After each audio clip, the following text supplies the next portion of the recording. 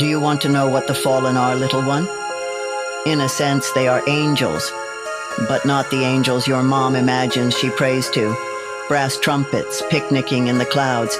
In their true essence, they are great swirling engines of wing and blood, fiery eyes that peer around the corners between worlds. Dark, radiant things conjured from fresh battlefields. A Frankenstein's Valkyrie, forever crashing to Midgard. What grief demands their hate, what vast cannibal hunger. Welcome to the Fallen Cycle Mythos podcast. This is a universe full of secrets, waiting for those brave or foolhardy enough to seek them out. Cycle 1. Tales from When I Had a Face was written and produced by James Curcio, with editing by Brian Johnson. A modern fairy tale about death, loss, and finding redemption in the strangest places, for those of us still haunted by the uncertain, occult logic of dreams. The fully illustrated black and white edition of this book is available at Amazon.com. The soundtrack features the work of David Bessel, along with additional contributions credited in the individual episode notes. Support for this project is pivotal. By becoming a patron at patreon.com/mythosmedia, that's MYTHOS media, you enable us to make more content like this and to be able to hire on more freelance artists in future works. Discover more about the transmedia Mythpunk Fallen Cycle universe at fallencycle.com. This podcast contains adult themes and may induce psychosis. And now, this week's episode. Season 2. The Fall Tree. We come from nothing and return to it. It lends us out to time, and when we lie in silent contemplation of the void, they say we feel it contemplating us. This is wrong, but who could bear the truth? We are ourselves the void in contemplation. We are its only nerve and hand and eye. Don Patterson, Phantom. Prologue. We await her return. I still remember when my world changed for a second time. It happened unexpectedly and quite suddenly. My foot snagged on a step, and I tumbled backwards into empty air. For a moment I was weightless, as if I might fall out the window and flap my way upwards toward the shrinking moon. Instead, my fall came one excruciating step at a time, like Jacob's ladder in reverse. By the time I reached the landing, I would not rise again for well over a year. Gran rushed in and chanted unheard words as she made a makeshift splint out of a nearby chair and torn sheet. Then she swaddled me in old blankets. This memory is quite clear, although I remember it as if it happened to someone else. I could hear my mother and Gran standing over me, cursing at one another. I could grasp the gist, even through the waves of agony that threatened to drag me into numb unconsciousness. Mother wanted to call an ambulance. Gran insisted I be brought to her room at once. Assailed with much screaming and crying, Gran merely held her ground and looked her daughter in the eye and spoke as if she were royalty. Despite all the snide remarks Mother might later make when Gran wasn't nearby, she would do whatever was asked of her. For reasons I didn't then understand, all of 12 years old, Gran was master of the house by that point, even over my father. She spoke several unfamiliar but ominous-sounding words, and my mother fell utterly silent. My father was cajoled from his study now. He glanced once at his wife, standing by the door with a cold, unreadable expression. He grunted an affirmative, and like a Sherpa bore me up the stairs on a makeshift pallet. I would later reflect on how he was so concerned with presenting the image of a man that he couldn't even be human with his daughter when she was afraid, in pain, and in his arms. At the time, I could only groan. All he managed in reply was, "You're almost there," as we neared the top of the stairs. The following years were dark, but also fertile, in the way a fallow field takes time to one day grow the most robust fruit. Now it really was true that I never left Gran's side. Hardly ever, until the day she died. If it had ever been in question, now it was certain. I would become an Oyun like her, or die trying. Gran made it quite clear this was a possibility, I may lose my mind, if not my life. Over the years, she often told me that ravens carry the souls of the dead into the far-off Fane, land of the dead. When she told strange stories of birds carrying spirits on their backs, I took it literally, as children are prone to do. I tried to imagine how this might work, exactly. She would cackle delightedly when I asked my questions. How big is a soul? How many souls can a single raven carry? And most concerning of all, that which I thought but did not yet ask. What would the journey be like for me when my day was done? Later, I would ponder just how deep death's cup really is. How many have been carried away by those fluttering shadows and never returned? What is a soul? She asked me, after one of my bouts of questions. I remember it was the eve of my 11th birthday. I answered without hesitation. It is like a fingerprint. Clever, my little owl. But what good are fingerprints? Fingers rot, Gran said. The chronicle tells us that souls are stories. And so she continued. Indeed, some are forgotten. The Faean have to eat, after all.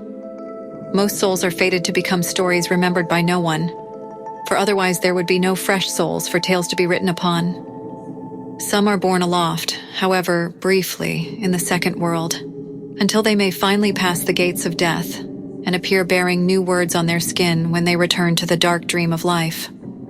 Some souls dwell there, some are only visiting or have arrived quite by accident, and others are brought to judgment under the eye of the Tovag Oyun. The book claims that as you leave this life behind, there are only two ultimate outcomes. Either every word will be forgotten, burned away, and that soul, rendered once again blank in its forgetfulness, will return to a perdition such as the one we find ourselves in. Or, rarely, maybe but once in a millennium, weighed down by a language so grave the words cannot be erased, the spirit spirals down beyond the reaches of the fine, for as long as it refuses to be recycled until it finds itself in the circle of stone.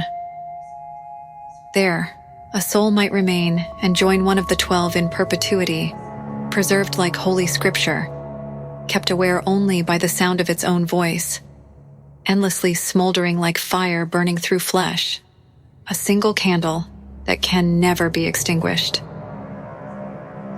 Purgatory or a jail cell. When I realized this, I knew I had to find another way, and I found there is another path to take, a third, secret way. Still living and crafty, in my cottage at the border of midnight. Our memory will not be forgotten, whether laid in stone or wood or buried in bone ash. Together we can trick the greatest trickster of them all, death. You won't die for a long time though, right, Gran? I cut off her monologue, which had grown quite feverish, unable to bear thinking of the world without her. I have told you, I am there already, she said bluntly. I frowned and tried to look away, but she held my gaze with sudden fierceness. Don't say that, I snapped, a bit sharper than I'd intended. She stared back, her face at once bemused and sinister. The bear behind her eyes roused itself. Bear takes shit from no one. Man, woman, soldier, or priest.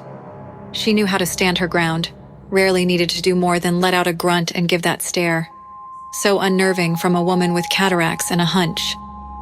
A woman who could no longer take out her own garbage. Sorry, Gran, I said, more softly. At that, half of her shattered face turned up in a smile. You are still young, so the doorway seems far off and frightful. Understand this. I woke up this morning with sweat on my brow and tears in my eyes. It was as if the past were alive right here, in my breast. I was there as if in a dream, and now it is gone.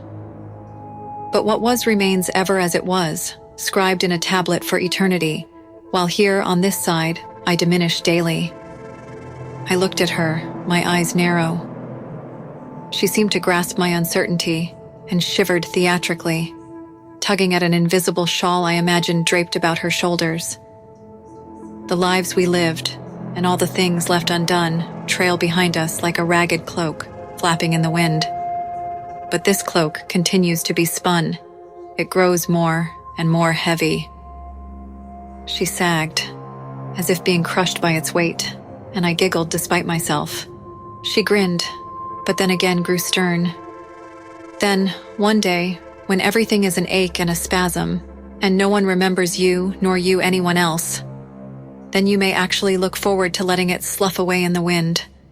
Let it all go until there is nothing else, and you are naked bone.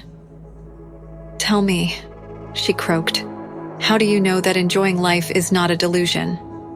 How do you know that in hating death we are not like children who do not know the way home? I don't understand, I said, after a moment's reflection. When she was first captured in New Babylon, Elena might have wept so much her dress was soaked. But after she learned Eloane had saved her from being slit open to feed Lilith's twisted tree to appease her children, or as she delighted in Ashanti's gardens, she might have regretted her tears. Things seemed not so bad then. Later, how quickly might that happiness wither, with the knowledge that those gardens would soon burn. If she only knew, we say. How do you know the dead might not regret their former lust for life? So the fine say, all blessings are curses, and all curses, blessings. I nodded. If you dream of falling in love, you may weep in the morning. One who dreams of loss may enjoy the morning sun. We might even dream of interpreting a dream. Only on waking do we know it was a mirage, and yet fools think they are awake now, presuming to know that they are rulers, or that they have a great home, or a beautiful wife. How absurd. Such is my tale. There is no great awakening in death where we will realize that this was the dream. No final answers. There are only different sorts of dreaming. Nothing more. She sighed wistfully, and the ice in her eyes thawed. So no, child. Do not be sad for me.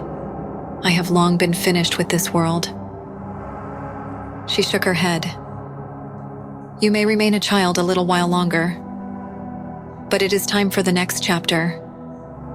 From the south, we turned westward, and now we turn towards the north. I will tell you now of the fall of Ashanti and our journey to the House of Bones. Oh? I asked. She gestured to the chair, for I had grown too large for her lap. All that has been gained will be lost, regained and lost again, as leaves turn, as skies darken with ash, like an overcast day in the haunted forest above Neretheia, where the Chitilians once sang. Now and forevermore it is silent, under a canopy of rustling leaves, standing vigil over the whispering grass.